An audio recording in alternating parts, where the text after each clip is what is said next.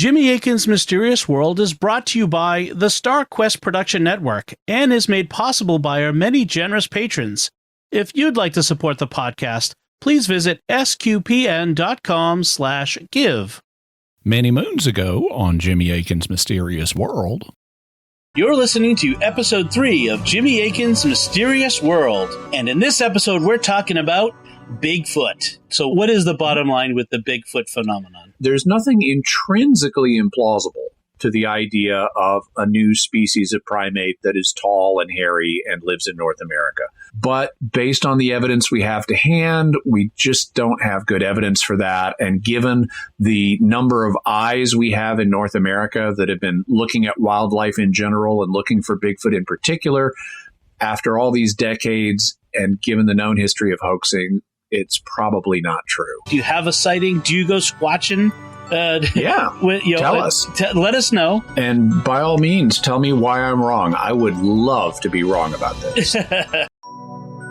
You're listening to episode 359 of Jimmy Akin's Mysterious World, where we look at mysteries from the twin perspectives of faith and reason. In this episode, we're talking about the Fouke monster. I'm Dom Bettinelli, and joining me today is Jimmy Akin. Hey, Jimmy. Howdy, Dom. In 1971, two young families moved into a rental house in Fouke, Arkansas. They were harassed by a Bigfoot-like creature that the press named the Fouke monster. This led to a violent confrontation with the creature, and one of the family members was injured. So what happened with the Fouke monster? How similar is it to Bigfoot, and what should we make of this account? That's what we'll be talking about on this episode of Jimmy Akin's Mysterious World. So, Jimmy, what do we need to know about today's episode? Well, two things. The first is that today's episode is going to be the first in a series of an ongoing, occasional group of episodes dealing with Bigfoot or Bigfoot-like creatures. We initially covered Bigfoot way back in episode 3 of Mysterious World, way back in August of 2018, almost 7 years ago. So you can go to mysterious.fm/3 for that. But at the time, I knew much less about Bigfoot and cryptozoology and the mysteries we cover in general than I do now. Also, the production values on that episode were way below what we have now. In fact, we weren't even doing video yet. But the thing that I regret most about that episode is that I ran across some problematic information about the famous 1967 Patterson-Gimlin film. That's the famous one where a female Bigfoot is seen walking across a creek bed and turns and looks at the cameraman. I didn't know enough at the time to spot the fact that the information I'd come across was problematic, and so I passed it on to the audience without putting it in its proper context.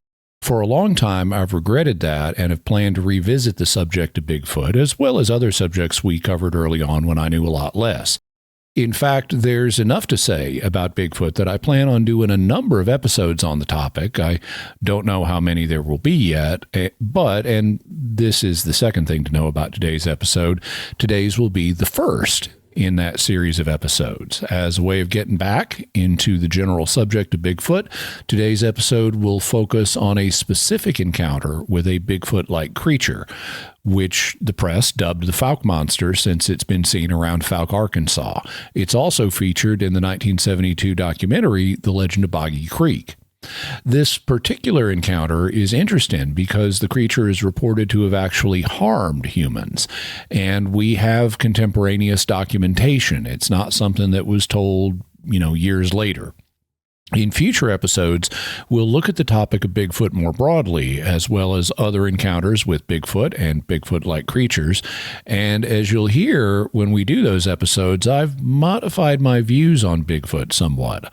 I am not as skeptical as I was in the bottom line segment of our very first Bigfoot episode. And today, we'll be looking specifically at one particular encounter that was reported in 1971 with the Fouke monster. That fits in well with other goals I have for the podcast. Since people tend to like story-based episodes, we're getting back into the subject of Bigfoot with a story. And since I'm writing this episode on a very short deadline, I can focus on a single encounter and leave the heavy analysis to future episodes. Though I will give some analysis of what the Fouke monster was In any event, it should be a win-win. You've referred a few times to Bigfoot-like creatures. What do you mean by that?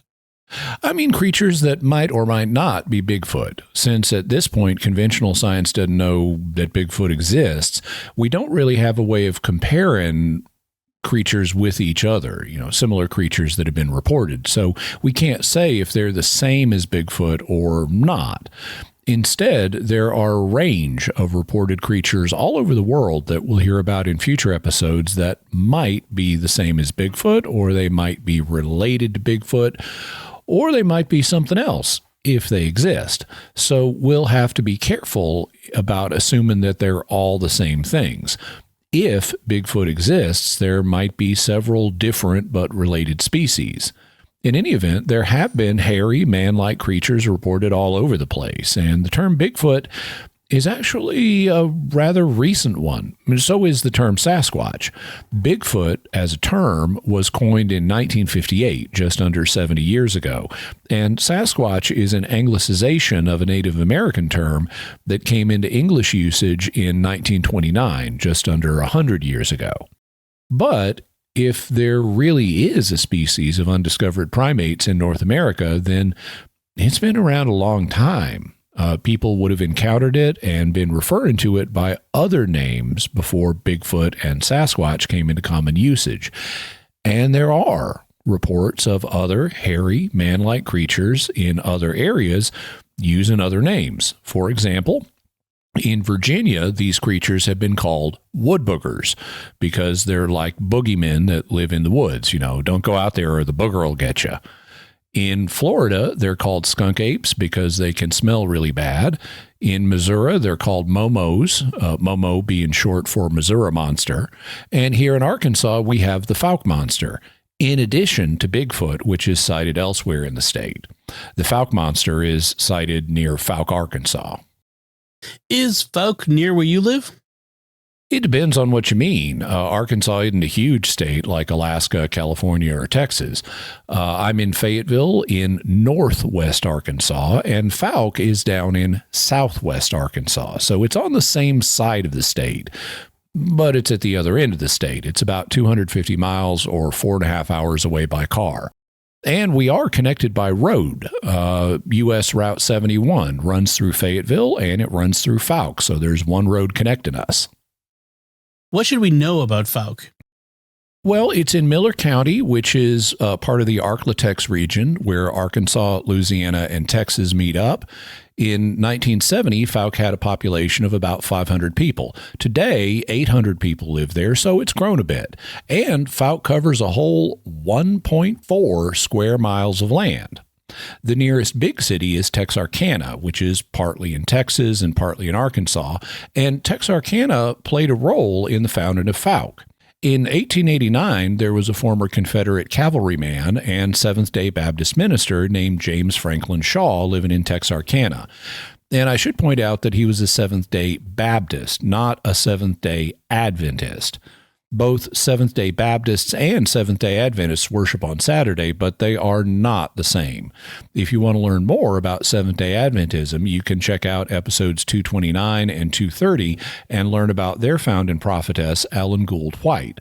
But Seventh-day Baptists don't have all the same beliefs that Seventh-day Adventists do. They're basically just Baptists who worship on Saturday instead of Sunday.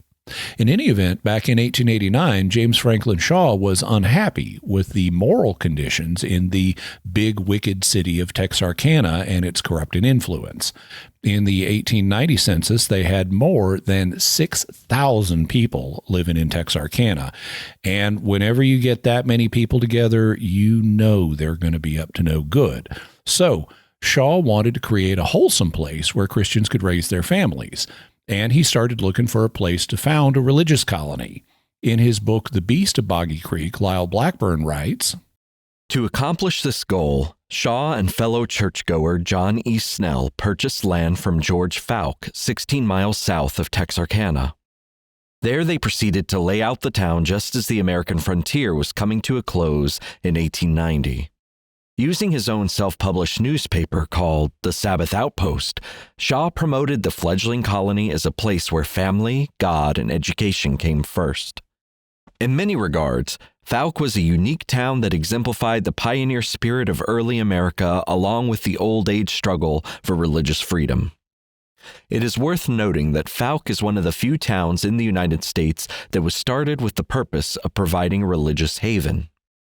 However, it would not be without its share of outlaw tales and controversy.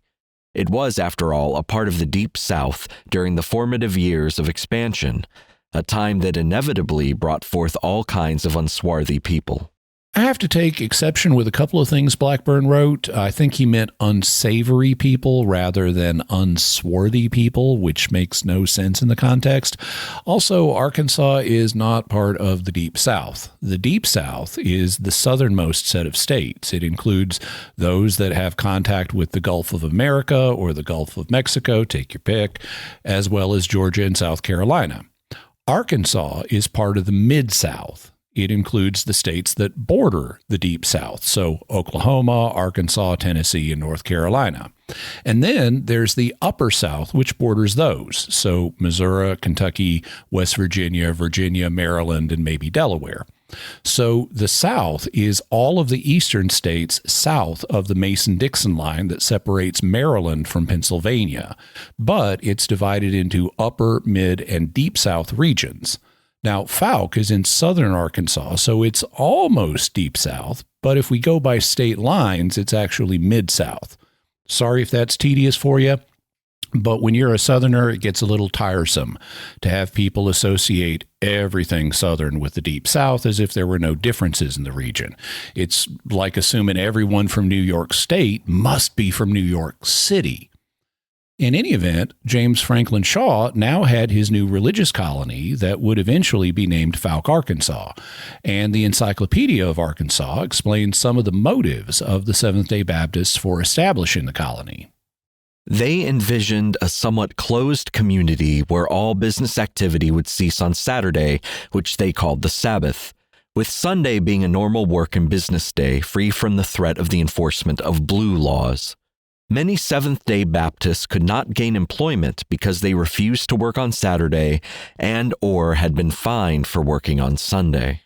The Seventh-day Baptists in Fouke could still have friendly relations with people of other faiths, though. For example, the town got its name after George W. Fouke, a Presbyterian businessman from Texarkana who donated property to build a school in 1902, and they named the town after him even though he was Presbyterian. People of other faiths also moved to Fouke, and it prospered. Fouke's population was 88 in 1900, but grew rapidly. Much of that growth came from the timber and farm business and consisted of people who were not Seventh-day Baptists. With the new Texas and Pacific Railroad depot in 1906, incorporation in 1911, the oil industry boom in the 1920s, the building of U.S. Highway 71 in 1928, and increased employment of Fouke residents and Texarkana businesses, steady growth came to the town. But those big evil city ways ended up influencing Fouke. During Prohibition between 1920 and 1933, there were problems. Arkansans have always known how to make moonshine, and being in the Arklatex region with the borders of Texas and Louisiana so close at hand, it was tempting for those who wanted to supply others with alcohol when they weren't legally allowed to do so during Prohibition. The Encyclopedia of Arkansas explains, The Prohibition era posed sizable problems for Fouke. No less than a dozen men met violent deaths on the street of Fouke or in close proximity between 1921 and 1936. Many of them were related to the illegal liquor traffic. The nearness of Fouke to 3 other states made it easy for people to commit crimes and then head for the border. Violent outlaws such as Bonnie and Clyde and Kenny Wagner hid out in the area. By the way, we discussed Prohibition back in episodes 257 and 258 on Iron Mike Malloy and the Murder Trust, which is a really wild Prohibition-era story that you should check out if you haven't heard it yet. After Prohibition, things continue to pace in Fouke. In 1958, they got paved streets. In 1962, they got a city hall, a jail, and a fire station. In 1966, they got a new water system with deep wells, and in 1988, they got a city sewer system. Yay! Now people had an alternative to just using their septic tanks. By the way, I grew up in a house that had been built outside the city limits and used a septic tank. In 2007, a nonprofit group called Citizens for a Better Community was incorporated in Fouke, and they then went on to raise the money for 2 welcome signs, one at each end of town, so now everyone driving through can know that Fouke welcomes them. Okay, that's some background on Fouke. Now let's talk about the Fouke monster. When did it first appear? Well, we don't know for sure, and originally it wasn't called the Fouke monster, but we do have early reportings of sightings. One early encounter occurred around 1908. Between 1890 and 1904, there had been a big sawmill near Fouke, one of several lumber mills in the area. This one was on Boggy Creek, and so it was called Boggy Mill. And like other sawmills, a little town sprang up around it. This one had the awesome name of Boggy Town, which sounds like a song that someone really should do, maybe a southern rock or swamp rock or funk song or something. And it was near Boggy Town that an early sighting was reported. Lyle Blackburn writes, in an article printed in the Victoria Advocate, local landowner Willie Smith claimed that his sister had first seen the creature way back around 1908 when she was just 10 years old. This predated any previously reported sighting of the creature by almost 40 years. He also wrote, Willie Smith went on the record claiming that his sister had seen the monster around 1908 in the vicinity of the old Boggy Town location. After some further research and interviews with locals, I discovered that the sister Smith referred to is Kate Savell. I had heard of Kate's sightings, and when I mentioned Smith's claim, I was told that his sister and this woman were one and the same. I have spoken to other anonymous sources who claim that someone else, possibly a member of their own family, was the source of this sighting, dating it around the same time between the years of 1904 and 1910. Understandably, it's hard to pin down an exact date or a precise recollection a century later. But suffice it to say, one or possibly more incidents occurred at the end of the Boggy Town era that could be attributed to our mystery animal. There's not much detail to this account, like many of these early accounts. Just a report of something that was later identified as the Fouke monster being seen. But we get more detail of a sighting reported a few years later in 1916. Another sighting occurred in 1916, although in this case it took place approximately 19 miles west of Fouke near Wright-Patnam Lake in Texas. While it may seem like a considerable distance, it is worth noting that the incident took place near the origin of the Sulphur River, which is part of the larger waterway network that includes Boggy Creek. The story was reported by a retired geologist whose grandparents lived in a place called Knight's Bluff, west of Queen City, Texas, and just south of the Sulphur River. According to the geologist, the incident happened on a summer night in 1916 when his grandmother was 18. She often told the story of what went on that night in the days to follow, so he and his family knew it well.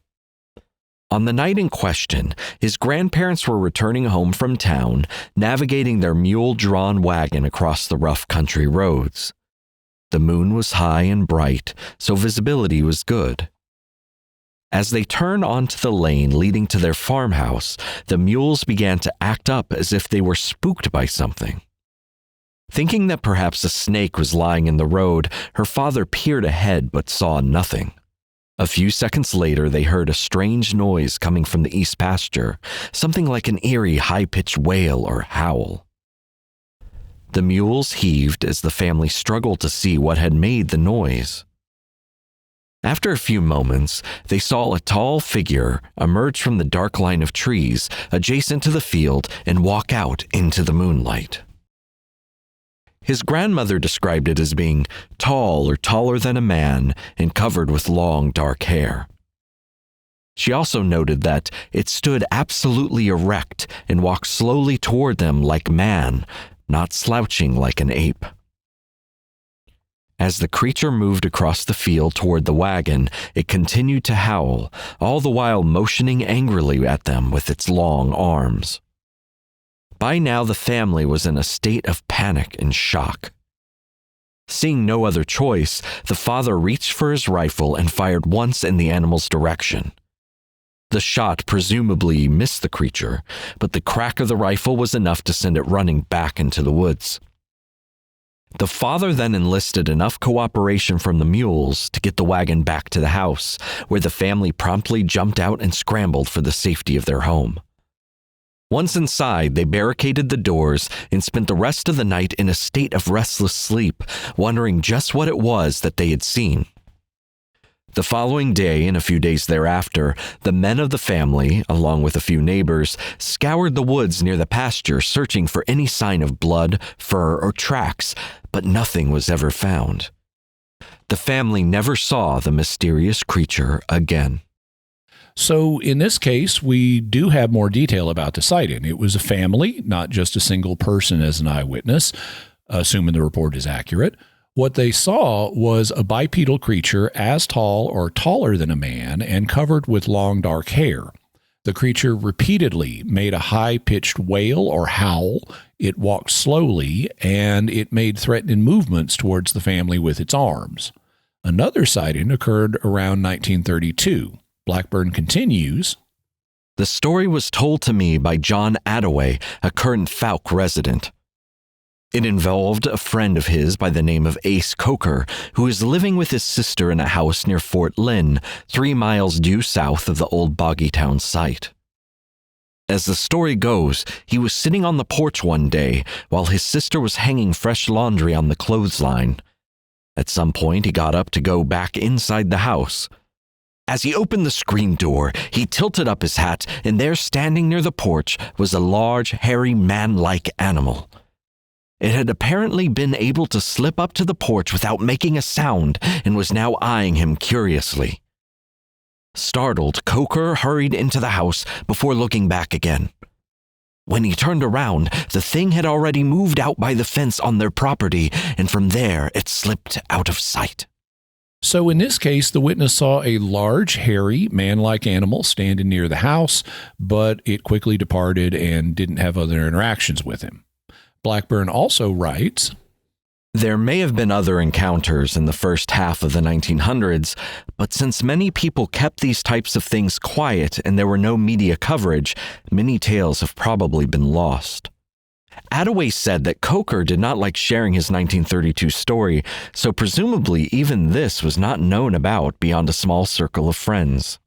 Finally, at least of the encounters I'll mention today, there was a 1955 sighting reported by Willie Smith, the man who said his sister saw the creature around 1908. Blackburn writes, Willie Smith went on to state that he himself had first seen the creature in 1955 near his house along Boggy Creek. I thought he was a man. I shot at him 15 times with an army rifle, but missed, he told reporters. Despite the clamor of gunshots that the mystery creature experienced, it did not stop him from returning for an encore. Smith went on to add, next time he came up behind the house, throwing chunks at my dog, so I shot through the brush and missed him again. In this case, the creature is reported to have visited Smith's property twice. Both times he shot at it but missed. I suspect that his statement to the press that he had shot it 15 times may be an exaggeration because it's really hard to imagine missing a creature 15 times in a row unless you're a really terrible shot. What I find more interesting is that he says the creature threw chunks, I assume chunks of dirt, at his dog, which may shed some light on what kind of creature it could have been, since only primates like us can effectively throw objects in an overhand manner. Bears, for example, can't do that. Blackburn covers many other reported sightings in another of his books, the Boggy Creek Case Book, which was published in 2020, so you can check that out for more information. This takes us up to the period when the Fouke monster emerged into public consciousness. How did that happen? The story begins in the last week of April 1971. In that week, 2 young families, the Fords and the Taylors, moved into a rental house on Highway 71, the same highway that runs through Fayetteville where I live. And I was actually just up the road at that time. I was a little kid in Fayetteville, so all this was happening while I was in the world, which I think is really cool. But the Fords and the Taylors were much further south. They were just to the north of Fouke. The rental house was owned by a local gentleman named Joe Simmons. The Ford family consisted of parents Don and Patricia Ford and their 4 children. The Taylor family consisted of husband and wife Charles and Elizabeth Taylor, no relation to the actress Elizabeth Taylor, I assume, since Taylor was her married name. And they didn't have children, at least as of 1971. The 2 families also had a dog with them.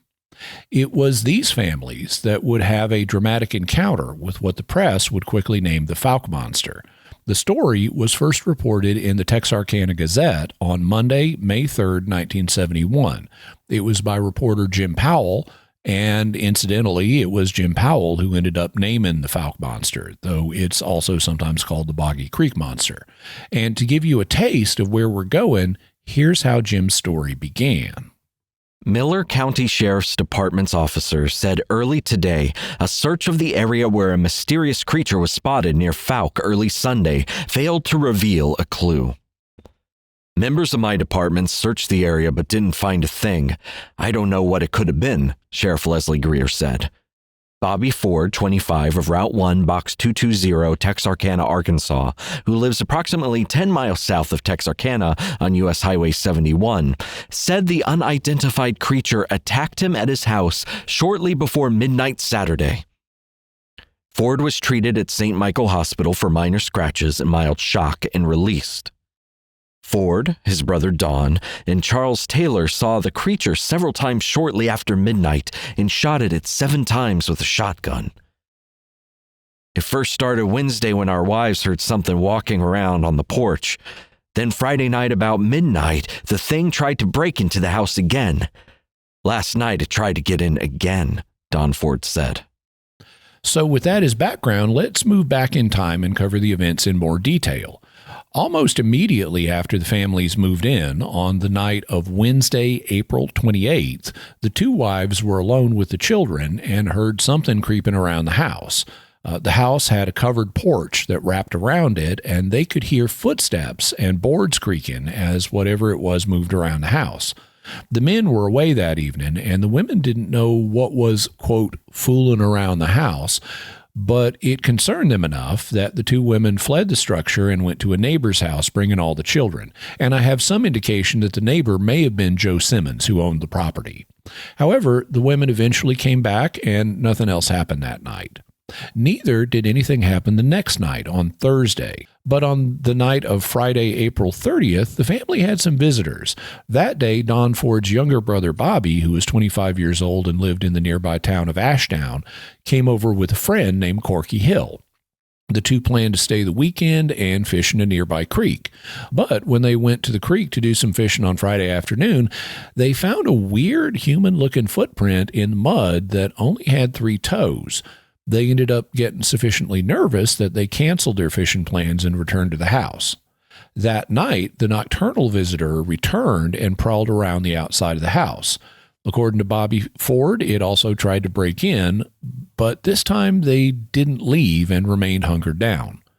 I'm not sure, but I believe it may have been at this point that the families first contacted the constable of Fouke, a man named Ernest Walraven, and he gave them a flashlight and a shotgun to protect themselves, which was good because the next night, Saturday, May 1st, would involve the most dramatic encounter.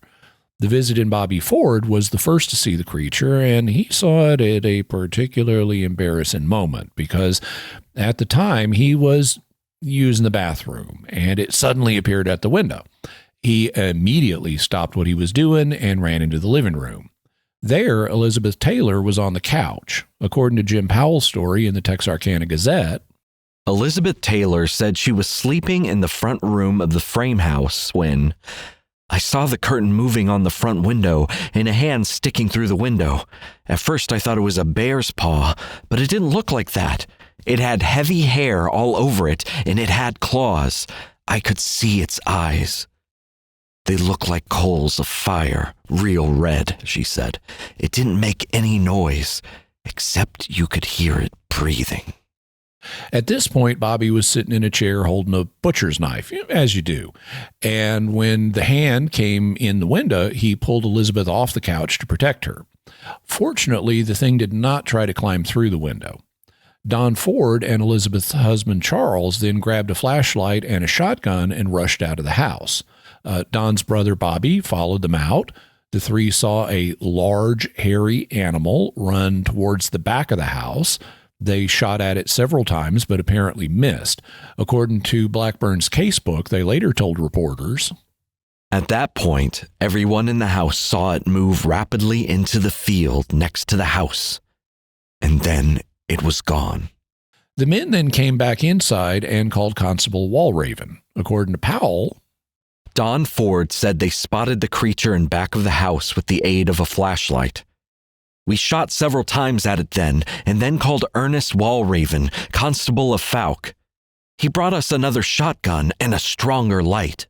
Powell also writes, Walraven said he was called to the scene about 12:35 a.m. Sunday, May 2nd, and searched the area without finding anything. "I looked through the surrounding fields and woods for about an hour. Then I gave them my shotgun and light." Walraven then departed, but they now had 2 shotguns and 2 flashlights. The men stood guard on the porch while the women, children, and Corky Hill stayed inside.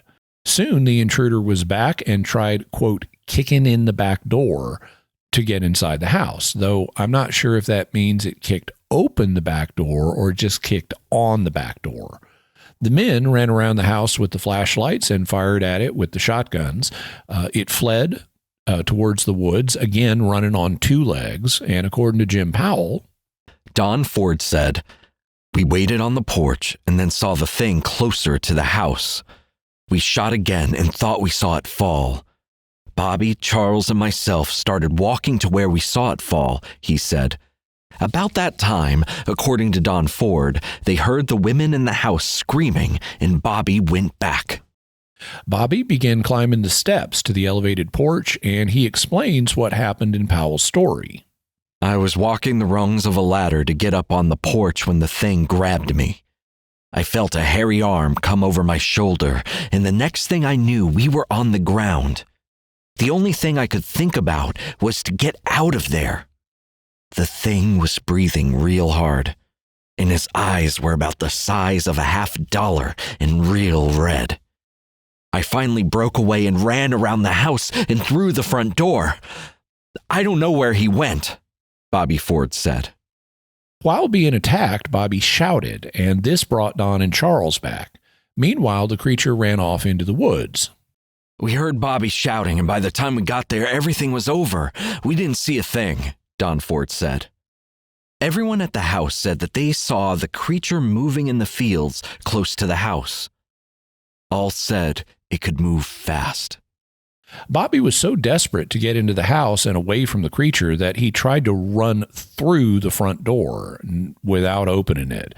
He actually shoved his arm through the glass on the front door, and then his sister-in-law, Patricia, helped him get inside. He was in shock and, quote, out of his head, according to her. Powell reports, "After the thing grabbed me and I broke free, I was moving so fast I didn't stop to open the door. I just ran through it," Bobby Ford said. The creature was described by Ford as being about 7 feet tall and about 3 feet wide across the chest. "At first I thought it was a bear, but it runs upright and moves real fast," he said. Afterward, they got Bobby into the car and headed for Constable Walraven's house. In his casebook, Lyle Blackburn reports that Patricia stated, "We did go back to the constable's house when Bobby was in shock. Bobby kept coming to on the way to the hospital. He was screaming and trying to kick out the car windows, so Don would knock him back every time he came to. We had no police escort. We escorted ourselves to St. Michael's Hospital in Texarkana by blowing the car horn and running every red light from Fouke to St. Michael's." And according to Powell, Constable Walraven said, "A short time later, they called back and told me they had shot at it again. I went back and stayed until 5 a.m. At the hospital, Bobby was treated for his injuries. They also tested his blood for alcohol, something that Constable Walraven had requested, but Bobby had not been drinking. In the aftermath of the incident, Powell reports that Walraven had heard of a similar report from the nearby community of Jonesville. Walraven said several years ago, residents of Jonesville community near Fouke reported seeing a hairy monster in the area. Several persons saw the thing and shot at it, some from close range. They said nothing seemed to stop it. They described it as being about 7 feet tall and looking just like a naked man covered with brown hair, Walraven said. In Blackburn's casebook, Patricia also offered a theory about why the creature may have been trying to get into the house. It seemed to us that the thing was after our dog, because every room our dog went into was where the thing tried to get in next. Powell also reports, all that remained Sunday morning at the Ford house was several strange tracks that appeared to be left by something with 3 toes, and several scratch marks on the front porch that appeared to have been made by something with 3 claws. Several pieces of tin nailed around the bottom of the house had been ripped away, and another window had been damaged by the creature, according to Ford. We plan to stay here tonight and see if we can get the thing if it returns, Don Ford said. However, even though the families had only been living in the rental house for 5 days, they quickly decided to move. Powell reports, I'm not staying here anymore unless they kill that thing, Patricia Ford said. As for Bobby Ford, he said, I've had it here. I'm going back to Ashtown. In his casebook, Lyle Blackburn reports, after sunrise, more Miller County police officials arrived at the Ford house, including then-Deputy H.I. Phillips. During the investigation, the lawmen found pieces of metal around the bottom of the house that had been ripped away. They also noted window damage and scratches on the front porch. In the soil around the house, they discovered curious tracks which may have been left by the creature. Whatever it was appeared to have only 3 toes. Reporters also showed up at the scene. One of these was Dave Hall, news director for Texarkana's KTFS radio station. He had been tipped off by one of the doctors at St. Michael's. Hall in turn called his friend Jim Powell, a journalist at the Texarkana Gazette, and suggested they drive to the home to check it out. When the 2 reporters arrived, they found the Fords in a state of frenzy. They were packing their belongings into a U-Haul in a tremendous hurry. Powell and Hall proceeded to search the immediate area for evidence along with the police. There was a freshly plowed field behind the house, so the men looked for tracks where the Fords said they had seen glowing eyes. He went into the area behind the house and saw unusual footprints and small saplings broken off, Hall told me in an interview. We never saw any blood, although the people said they fired several shots and thought they hit it. The Ford house was slowly becoming the scene of a mob as onlookers were beginning to gather and even taking it upon themselves to join the search for the monster. However, they quickly trampled any potential track evidence, which was probably minimal anyway since it had rained earlier that morning. There were at least 3 theories that were proposed. In his casebook, Blackburn writes, the authorities theorized the intruder might have been a panther, i.e. a cougar or mountain lion, since there was evidence something may have been living under the house. Faint footprints found near the porch seemed to be that of a panther. Even Don Ford later suggested it might have been a wildcat, although this was in stark contrast to the family's original assessment. Perhaps Don was trying to downplay the story in an attempt to alleviate the frenzy of people now invading their privacy. Rumors also circulated that the perpetrator could have been a horse. Several sources agreed that an old horse had been seen lumbering around the area of Highway 71 where the house was located. It often trampled through gardens and approached houses at night. However, no hoof prints were found anywhere near the scene, not to mention at least 5 adults had all seen something which they described as being tall, hairy, and running on 2 legs, fleeing toward the woods. And horses certainly do not have hairy hands and red eyes. Other vague rumors suggested it was locals or even police officials perpetrating a hoax in an attempt to get the families to leave Fouke. Deputy H.I. Phillips, who later became sheriff, dismissed the rumor as unfounded. I spoke to him at length about the case. So those were the 3 non-monster-based theories that were proposed. First, that it was a panther. Second, that it was a horse. And third, that it was a hoax to get the families to move out. However, soon a second 1971 incident would start to affect public opinion because the monster was seen again just 3 weeks later. In another of his books, The Beast of Boggy Creek, Blackburn writes, "The second incident was made public in the May 24, 1971 edition of the Texarkana Daily News. This time, a large hairy creature was seen crossing a road several miles south of Fouke near Boggy Creek, as witnessed by Mr. and Mrs. D.C. Woods Jr. and Mrs. R.H. Sedgas, all citizens of nearby Texarkana. As the group was traveling north on U.S. Highway 71, just 5 miles from the Ford house, they saw a thing with dark long hair run upright across the road in front of the car and disappear into the darkness beyond. Mr. Woods first thought they were going to collide with the animal, but due to its unusually fast pace, it ran past unharmed. The variety of eerie descriptions given by the witnesses indicated that it was swinging its arms as it ran and looked like a giant monkey. The group had recently read about the Ford incident, so they were all aware of the monster at the time and even stated that they thought it was just a hoax. But after what they saw that night on the lonely stretch of Highway 71, their minds were changed, as was very clear in the article. Mrs. Sedgas was quoted as saying, "Some people don't think there is anything to it, the monster, but I do," summing up the feeling that the trio shared. The Fords may have been newcomers to the area, but the Woods were well-known and respected citizens. While many of the locals were suspicious of the Ford's tale, they were hard-pressed to explain away the Woods' sighting. The Miller County Sheriff at the time, Leslie Greer, was quoted as saying, "I know those people, and they were very reliable and very truthful. I don't know what they saw, but I do believe they saw something." And so the account of what happened to the Fords and the Taylors was reinforced by respected local individuals. But now the matter was being covered in the newspapers, and so the Fouke monster was in the public consciousness. People's awareness of it grew by leaps and bounds when Arkansas filmmaker Charles B. Pierce made his directorial debut with a movie called The Legend of Boggy Creek. The film is a docudrama that features Fouke residents discussing the creature and their experiences with it, and the third act of the film is a recreation of the Ford-Taylor events that we've covered.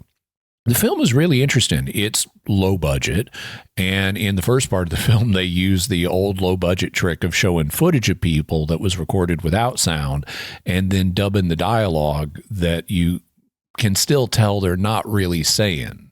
Since the original footage was filmed with a camera that didn't have sound, though by the final act of the film, they are showing people actually talking on camera. The movie is fairly slow-paced by today's standards, and it's partially fictionalized, so it has some details that have been changed. But it has a charm and quality that balances nature photography and local culture with more dramatic horror elements, and it went on to become a cult classic. We'll have a link to where you can watch it on streaming. There were also several later Boggy Creek films, not all of which involved Pierce. All of these are pure fiction, unlike the original. One of them, Return to Boggy Creek, did not involve Pierce, but it did involve Dawn Wells, or Mary Ann of Gilligan's Island fame. Another, Boggy Creek 2, and the legend continues, was riffed on Mystery Science Theater 3000, and Pierce himself serves as one of the principal actors in the film. What effect has the Fouke monster had on Fouke itself? Well, the town has embraced the legend at least up to a point. One of the local attractions is now the Monster Mart. It's actually a convenience store, and most of what it contains is just normal convenience store stuff. But it does contain a section devoted to the Fouke monster with large-scale displays of the monster, as well as display cases with footprint casts and other information about the Fouke monster and Bigfoot-like creatures, as well as things like games you can buy, such as Fouke Monster Tic-Tac-Toe. And since 2013, the town has been hosting the annual Fouke Monster Festival, which celebrates the monster, has cryptozoology speakers, and so forth. This year's festival is coming up later this month on Friday, April 25th and Saturday the 26th, in case you'd like to go. But it still remains for us to analyze the Fouke monster from the faith and reason perspectives. And as we always do before we get to that, we want to take a moment to thank our patrons who make this show possible, including Jeffrey F., NR, AJ, Gianna D., and Cindy D. Their generous donations at sqpn.com/give make it possible for us to continue Jimmy Akin's Mysterious World and all the shows of StarQuest. And as we're coming up on April 15th, a reminder that your donations are tax deductible. Consult your tax professional, and you can join our patrons by visiting sqpn.com/give. Jimmy Akin's Mysterious World is also brought to you by DeliverContacts.com, offering top brand contact lenses at always low prices with free delivery. Visit DeliverContacts.com. And by The Grady Group, a Catholic company bringing financial clarity to their clients across the United States, using safe money options to produce reasonable rates of return for their clients. Learn more at GradyGroupInc.com. So, Jimmy, what theories are there about the Fouke monster encounter that we talked about today? There are 4 basic theories that we need to consider as possible explanations for the Fouke monster attack on the Fords and the Taylors. First, there is the possibility of a complete hoax. That is, the Fords and the Taylors made the whole thing up. Second, that this was a hoax performed on the Fords and the Taylors by locals. Third, that it was an attack by a known animal, in which case we'll need to try to identify the animal. And fourth, that it was an attack by a cryptid, that is a hidden or undiscovered animal, in other words, by a Bigfoot-like creature. All right, first, what can we say about the Fouke monster from the faith perspective? From the evidence that's been presented, not much. It would appear that if the Fouke monster exists, it's just an undiscovered animal. We don't have any evidence of it being anything more than that. And whether or not particular animals exist is something the church leaves up to scientists to determine. It doesn't affect the faith one way or another. If the Fouke monster exists, it's just another one of God's creatures, just like all the other known and unknown animals. Okay, then what can we say about the Fouke monster from the reason perspective? You said that there were 4 theories we needed to consider, and the first was that the whole thing was a hoax perpetrated by the Fords and the Taylors. What do you make of this possibility? I don't buy it at all. There is no apparent motive for them pulling such a hoax, and they would have had to perform the hoax at significant costs to themselves. When it comes to motive, neither the Fords nor the Taylors tried to profit from this. For example, they never wrote a book about it. And although Charles Pierce did make the low-budget Legend of Boggy Creek, the Fords and the Taylors never got a movie deal. They don't even appear in the film, unlike other locals, and their parts are played by actors. On the other hand, when it comes to costs that they would have incurred in executing a hoax, there are a bunch.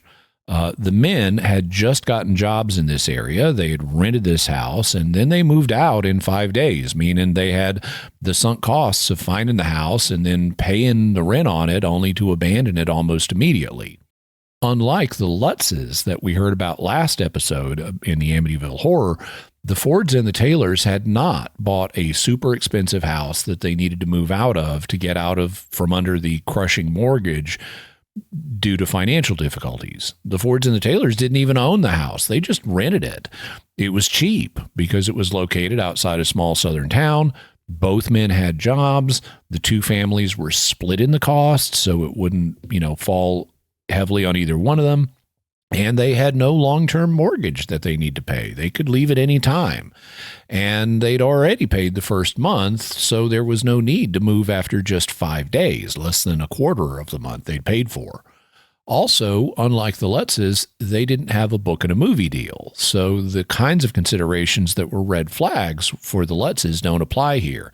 This looks like a pair of families that were genuinely terrified. Also, if this was a hoax, they would have had to play out the hoax over multiple days, beginning immediately after they moved in.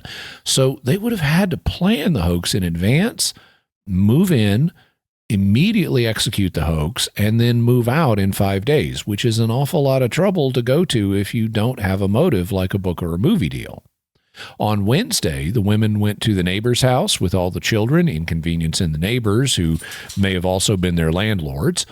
On Friday night, it appears they got Constable Walraven out, if this is when he loaned them the first shotgun and flashlight. If this was a hoax, they would be criminally liable for making a false report with the police. At a minimum, that's a Class A misdemeanor under Arkansas law and can get you up to a year in jail as well as a monetary fine. And filing a false report can go up to a Class D felony if additional circumstances apply. On Saturday, they definitely got Constable Walraven out again. He came out at 12:35 a.m., again inconveniencing him at that time of night especially. He again gave them another shotgun and a more powerful flashlight. They then contacted him again before they went to Texarkana with Bobby, all scratched up and in a state of shock. Constable Walraven went back to the house in the early morning hours and stayed there till 5 a.m., destroying his night of sleep. This night also would involve making a false report, maybe two, since they contacted him twice. Further, on the cost side, Bobby Ford damaged the house when he shoved his arm through the glass on the front door. Also, it was reported that the creature had kicked in the back door, which may mean it was also damaged. And Bobby himself was damaged with the cuts and scratches he got from the glass door. The group then drove to St. Michael's Hospital in Texarkana, reportedly blowing their car horn and running red lights to get him there quickly without a police escort. When they got to the hospital, Bobby was treated for his cuts and scratches and shock, which he was diagnosed with. And the Fords would have had to pay for all this, not to mention all the trouble they went to, which included managing their 4 children through all this frightening stuff.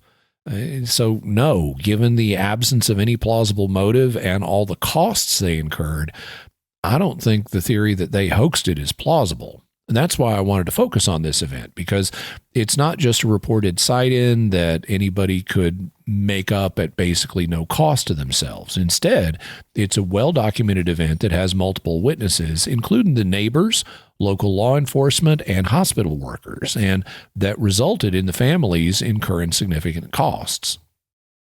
Then what about the second theory that this was a hoax played on the Fords and the Taylors? The theory here is that the hoax was perpetrated either by local citizens or local law enforcement to get them to leave town. So since the families perceived their attacker as 7 feet tall and covered with hair, I guess some really tall person would have had to get dressed up as a monster to scare him away. That's a really Scooby-Doo plan, but I don't buy it either. For one reason, the families were brand new in town, and the men had just gotten jobs there, so why would anyone want to drive them off? More fundamentally, though, I don't buy this plan because it's rock stupid.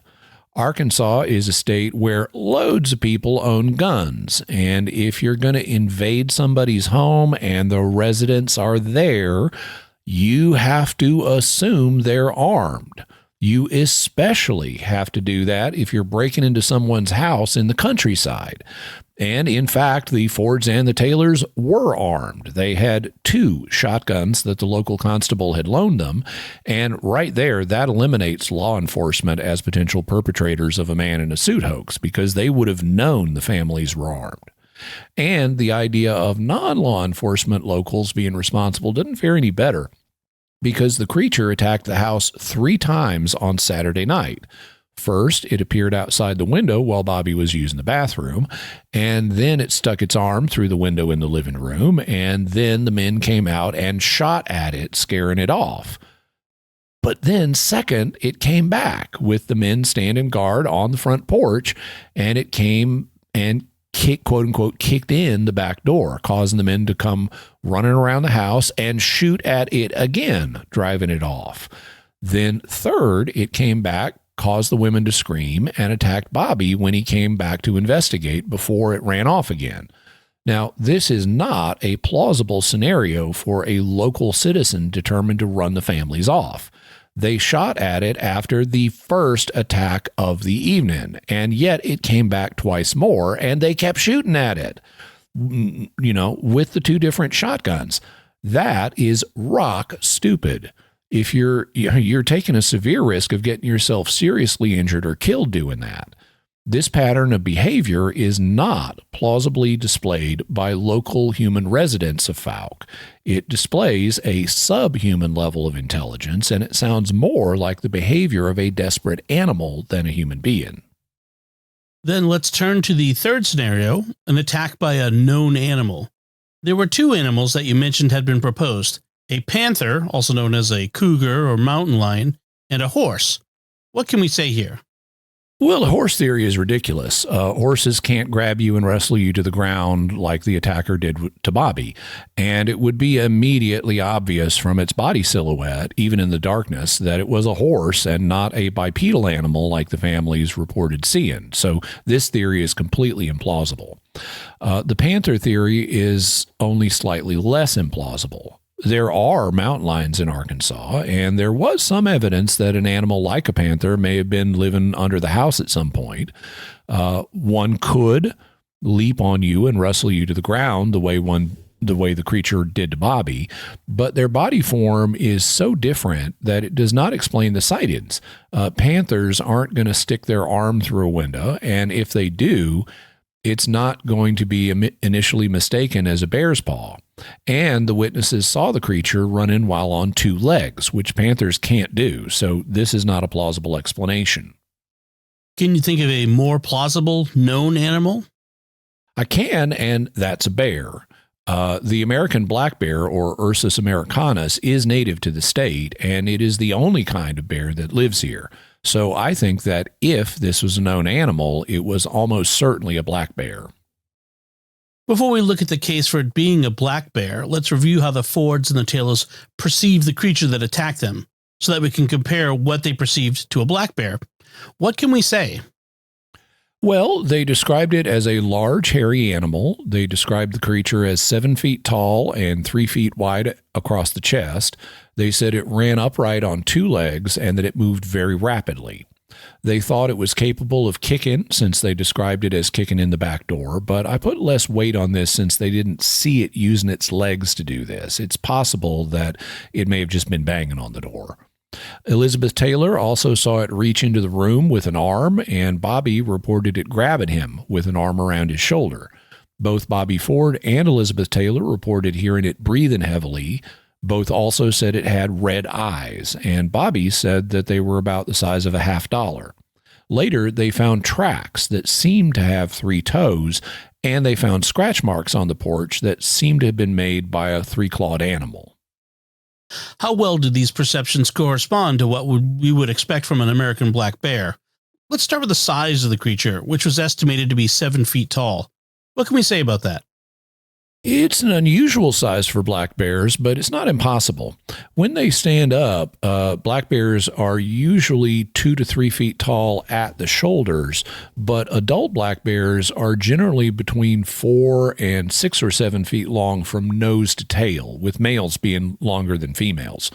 One standing a full 7 feet tall would be unusual, but people are bad at estimating things, especially in the dark and especially in dramatic situations like this one. So it's not impossible that they saw an adult male black bear and somewhat overestimated its size. What about it being 3 feet wide at the chest? Well, that would also be really unusual, but again, it may have been misestimated due to the drama of the situation when it attacked Bobby. What about it kicking in the back door? Bears don't normally stand on 2 feet, and they're not really known for kicking things, but I don't have evidence that anyone saw this happening, and it could have been that the creature simply banged on the door. What about the Fords and Taylors' reports that they saw the creature running away while it was upright, on 2 legs, and moving very rapidly? Bears are capable of walking on 2 legs. They do that especially when their forepaws are injured so that they can't comfortably walk on them. You'll recall that the authorities found a window that had been damaged by the creature, and some of the metal sheeting from around the base of the house had been ripped off. So a bear could have injured its paws, or at least one of them, doing that, and then needed to walk upright. So it may have done the bear thing and then stood up on its hind legs, and they can actually walk quite well on them. But a bear's hind legs are much shorter than ours, so if you get a good look, you can tell that they don't have the kind of long legs we do. Nobody seems to have commented on how long the creature's legs were in 1971, and since they otherwise thought the creature was man-like, you could suppose that it had man-like rather than bear-like legs, but we can't count on that because they only saw the creature in the dark, and they may not have gotten a good look at, the black bear's silhouette, if that's what it was. They may not have noticed that the legs are shorter. The other thing is that while black bears can walk quite quickly on their hind legs, they're not built to run upright. When they're down on all fours, they can run up to 35 miles an hour, which means they can run better than a 2-minute mile and are much faster than humans and our slow 4-minute miles. But that's when they're getting down on all fours. They can't go that fast when they're on their hind legs. The families in the house reported that they saw the creature moving rapidly while on 2 legs. Bobby reported, "At first I thought it was a bear, but it runs upright and moves real fast," he said. So he thought it moved too fast on 2 legs to be a bear. But Bobby was seeing it move in the dark after midnight, and it's unusual to see bears on 2 legs. So he may not have been familiar with how fast they can move that way. And in the darkness, the creature may have also temporarily dropped to all fours to move faster. So I can't say that it's impossible for a bear to move the way they thought they saw the creature move. What about what the creature reportedly did with its arm, like reaching through the window? Well, bears can definitely do that. A bear could also grab Bobby with its arm and wrestle him to the ground. And when the bear reached through the window, Elizabeth Taylor also initially thought it was a bear paw. She said, "I saw the curtain moving on the front window and a hand sticking through the window. At first I thought it was a bear's paw, but it didn't look like that. It had heavy hair all over it, and it had claws." So she said it didn't look like a bear's paw, but she doesn't say exactly what looked different about it. Since she calls it a hand, it presumably was more hand-like than paw-like, with fingers and maybe an opposable thumb, in addition to the claws she said it has. On balance, I would say that this is an ambiguous piece of evidence. On the one hand, Elizabeth thought it was a bear paw. On the other hand, on reflection, she thought it wasn't. But that judgment had to be made very rapidly in a dramatic situation, so I don't think this is a definite hit for either possibility. I'd also note that if this was a bear and something was wrong with one of its front paws, causing it to walk upright on its hind legs, it's at least odd that it would be poking one of them through an open window. Although it's possible that something was wrong with one of its paws and it was poking the other paw through the window. What about the fact that Elizabeth and Bobby also reported hearing it breathing heavily? Elizabeth when it was reaching through the window and Bobby when it was attacking him. That's not surprising at all for a black bear. As a sign of aggression, black bears make a huffing noise by forcing air through their nose and mouth. They also clack their teeth together, which is referred to as popping their teeth or jaw. Here's what that huffing and popping sounds like.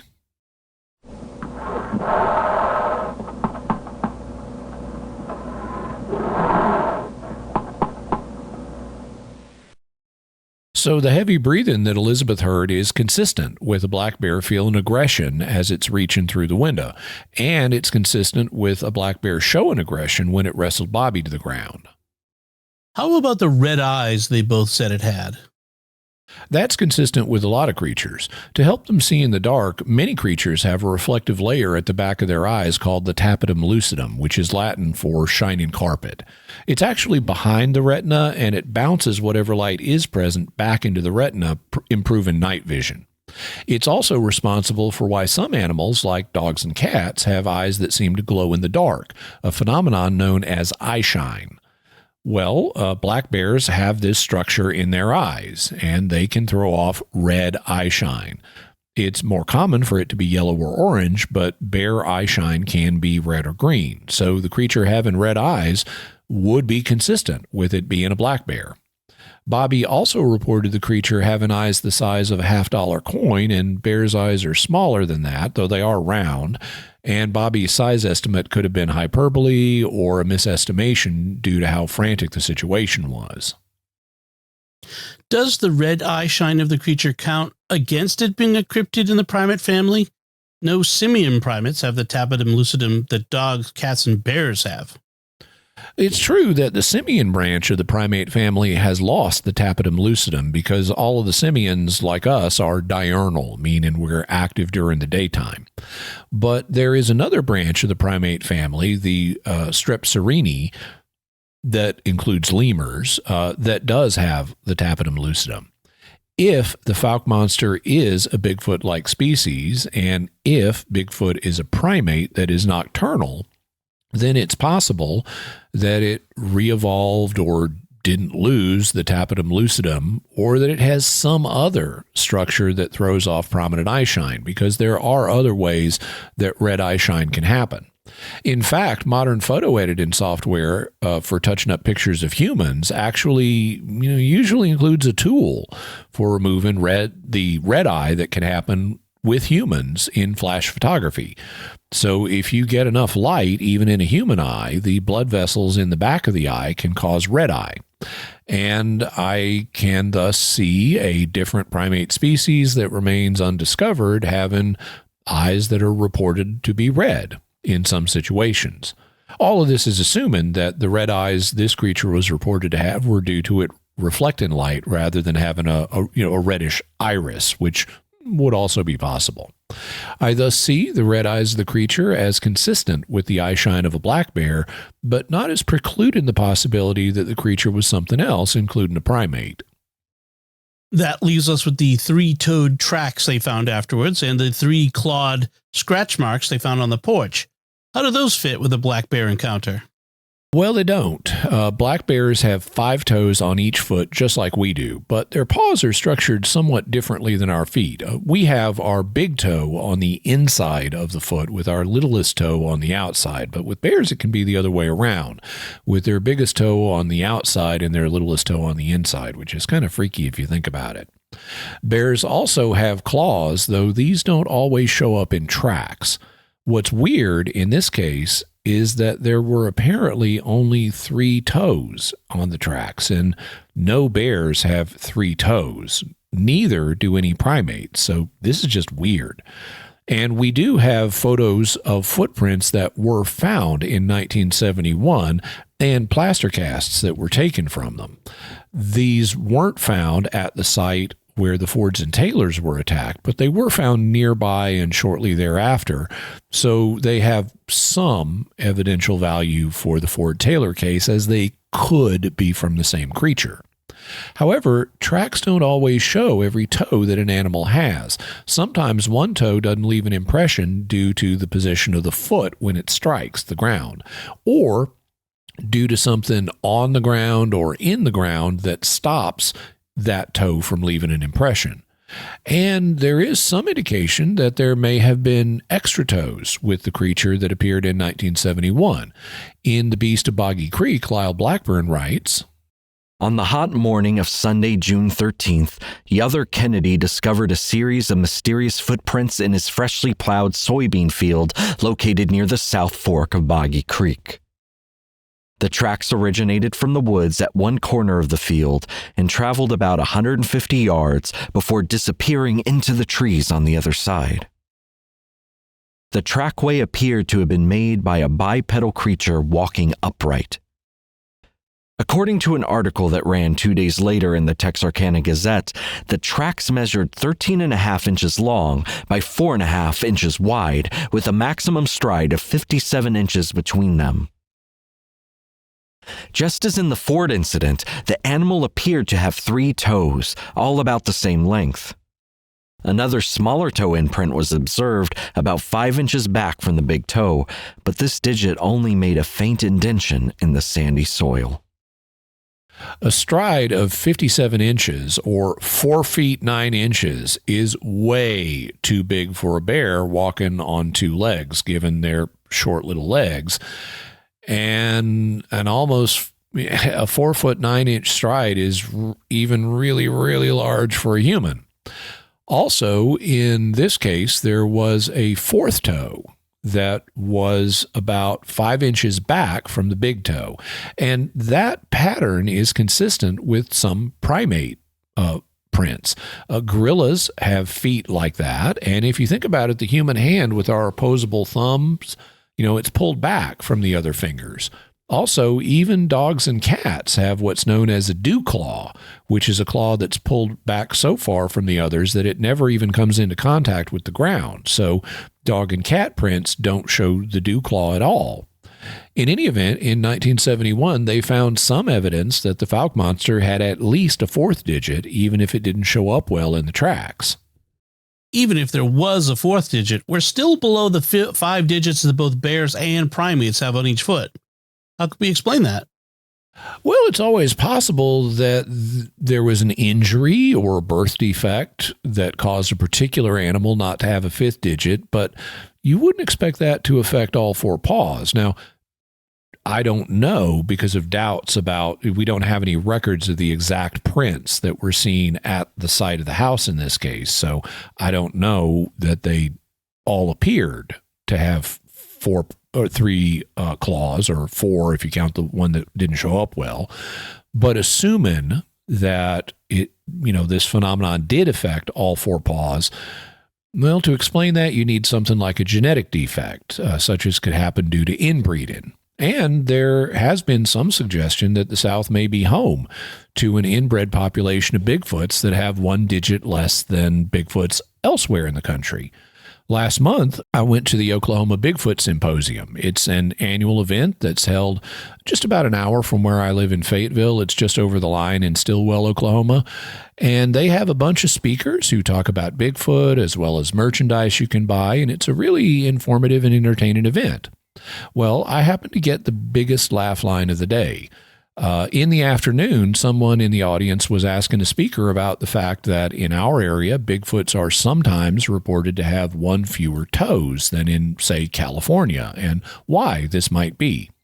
The speaker replied that hoaxed prints are likely playing a role, but he said it's not impossible that there is an isolated breeding population that has a genetic abnormality producing fewer toes, and that this would not actually be unexpected since the southeastern United States has less contiguous mountain territory than the western United States, making it more likely that there are isolated breeding populations in those mountains, since Bigfoots apparently prefer mountainous territory.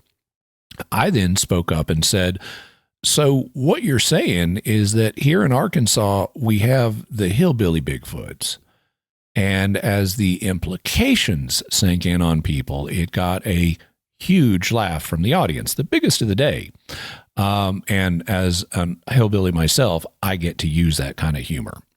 But genetic abnormalities are a possibility if the 4-toed pattern affected more than one of the creature's feet. And that applies whether it's a bear or a monster. But we don't really know that it did. In fact, we don't know for sure whether the tracks and claw marks that were found were even left by the Fouke monster.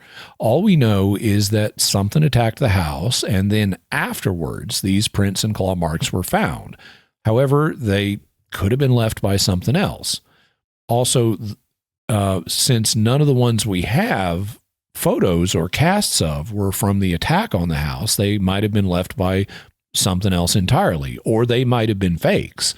We only have visual perceptions and people's memories of the ones at the house being 3-toed, and without solid photographic or plaster, as a record to examine, we can't cross-examine those perceptions and be sure. What I can say is that the tracks that were later found don't look anything like normal bear tracks. They're way too long and thin for that, not to mention having the wrong number of toes. On the other hand, the creature was reported to have claws. Elizabeth thought that she saw those when the creature reached through the window, and people thought the tracks displayed them. That does fit a black bear. Bears have non-retractable claws that are always extended. But it doesn't fit with a primate, because if you're swinging from a tree, you typically want fingers with nails rather than claws. And only a few primates retain only a single claw for grooming purposes. Also, Bigfoots are not commonly reported to have claws. They are reported to have nails, and I guess long nails could be confused with claws. So I have to say that the evidence we have from reports about the creature's hands and feet are a mixed bag. They don't point clearly towards any solution. The eyewitness reports, like Elizabeth's, may be unreliable because of how fast it all happened, and the footprints, including those that were found on later occasions and the claw marks found on the porch, may have actually been left by something else. Before I ask your opinion of the cryptid option, let me ask about one other thing. Patty Ford thought that the creature may have been after their dog because every room our dog went into was where the thing tried to get in next. What do you make of that suggestion? I'm dubious of it. I doubt that the creature was trying to get the dog specifically. It may have been tracking the dog inside the house because it perceived the dog as a threat, but I doubt that the dog was what it was primarily interested in. You could propose that it was trying to get the families to leave its territory, but black bears aren't really territorial. They have ranges they roam through to find food, not territories that they defend. They're non-territorial animals. On the other hand, bears are extremely interested in food. In fact, camping suppliers have special bear-proof equipment that you can buy, like bear-resistant containers and bear-proof lockers. Bears are also known to break into houses to get food that they can smell. So on the theory that the creature was a black bear, I'd say it was very likely hungry, and it was trying to get into the house to get food that it could smell. Maybe it had an injured paw and couldn't forage as effectively, so it was more attracted to human food. It may have been attracted by the smell of dinner cooking earlier in the evenings on the nights when it appeared, and then it kept coming back once it identified the house as a potential source of food, even after they started firing at it with the shotguns. It may have just been hungry enough that it was willing to do that. Okay, then now let's look at the cryptid or unknown animal theory. What can we say about that? Well, exotic possibilities are less common than normal possibilities, so we don't want to propose that an exotic creature was responsible for the attack when a normal one will do. The idea that this was a series of black bear encounters explains a lot of the data. The creature's behavior is broadly consistent with that of a black bear. Its observed characteristics are broadly consistent with those of a black bear, and two of the eyewitnesses initially thought it was a bear. On the other hand, the idea of a black bear encounter doesn't explain everything. After Elizabeth Taylor saw the arm come through the window, she dismissed her initial thought that it was a bear paw, so she perceived something about it that made her conclude it was a clawed hand rather than a bear paw, although maybe it didn't really have claws. Maybe it just had long fingernails. When Bobby Ford saw the creature, he also thought it was a bear. Then he saw it moving on two legs, which bears can do, but he thought it was moving too fast for a bear, that it was running while upright. And then there are the strange tracks that definitely don't fit those left by bears, but that might fit an undiscovered creature. We thus have a situation with a good bit of evidence that points towards a black bear, but some evidence that points away from one. How you evaluate that evidence will depend in part on whether you think that there are any undiscovered Bigfoot-like creatures in North America. If you're not open to something like Bigfoot, then it's definitely a black bear, and the evidence that points in the other direction is mistaken. If you are open to Bigfoot, it may have been one, in which case the evidence pointing away from a bear fits. And, as you said, we'll be talking more about Bigfoot in future episodes. Correct, and although I'm not convinced that Bigfoot exists, I am more open to the possibility than I used to be. Anything else to know about the Fouke monster? There's definitely more to say. There have been a bunch more reported sightings and encounters with it. I wanted to start with this one, though, because of how well documented it is, but we may well talk about the Fouke monster and other encounters in the future. So, Jimmy, what's your bottom line? There are reports of strange man-like creatures in the vicinity of Fouke, Arkansas that go back a long ways. We covered some in this episode that dated to the early 1900s, but what happened in 1971 was unique.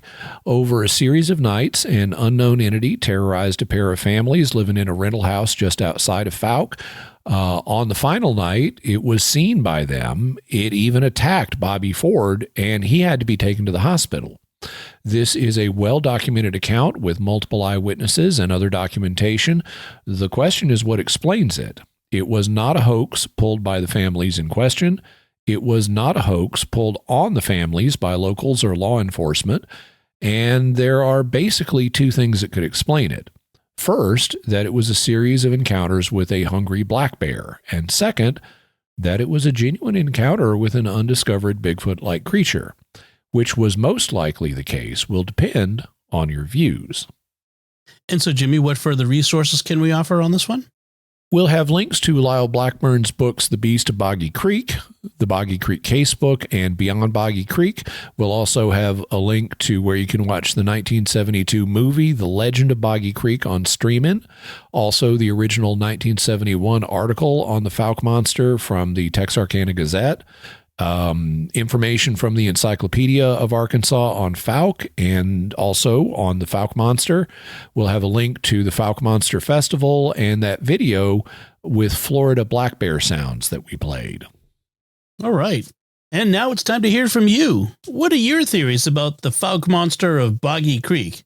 Let us know by visiting sqpn.com or the Jimmy Akin's Mysterious World Facebook page, sending us an email to feedback@mysterious.fm, sending a tweet to @MYS_world, visiting the StarQuest Discord community at sqpn.com/discord, or calling our mysterious feedback line at 619-738-4515. That's 619-738-4515. And I want to say a special word of thanks to Oasis Studio 7 for their video and animation work in this episode. Check it out at my YouTube channel, youtube.com/Jimmy Akin. And you can help me out because I'm getting close to 100,000 subscribers on YouTube, and I'd really love for you to be one of them. So please comment, share the podcast, and be sure and subscribe. And when you subscribe, be sure and hit the bell notification so that you always get notified when I have a new video. I also want to thank Rob Mady for his voiceover work on this episode. So, Jimmy, what's our next episode going to be about? Next week, we're going to be talking about the science of parapsychology, what it is, what it studies, and what we can learn from it. So, folks, be sure to follow Jimmy Akin's Mysterious World in Apple Podcasts, Spotify, TuneIn, your favorite podcast app, or, like Jimmy said, at his YouTube channel, where, again, you should hit the bell to get notifications. Get your very own Mysterious World t-shirt, mug, and more in our merchandise shop at sqpn.com/merch. You'll find links to Jimmy's resources from our discussion on our show notes at mysterious.fm/359. And remember, to help us continue to produce the podcast, please visit sqpn.com/give. Jimmy Akin's Mysterious World is also brought to you in part through the generous support of Aaron Ferguson Electric and Automation, making connections for life for your automation and smart home needs in North and Central Florida at aaronv.com. And by Rosary Army, featuring award-winning Catholic podcasts, rosary resources, videos, and the School of Mary online community, prayer, and learning platform. Learn how to make them, pray them, and give them away while growing in your faith at rosaryarmy.com and schoolofmary.com. Until next time, Jimmy Akin, thank you for exploring with us our mysterious world. Thanks, Tom. And once again, I'm Dom Bettinelli. Thank you for listening to Jimmy Akin's Mysterious World on StarQuest.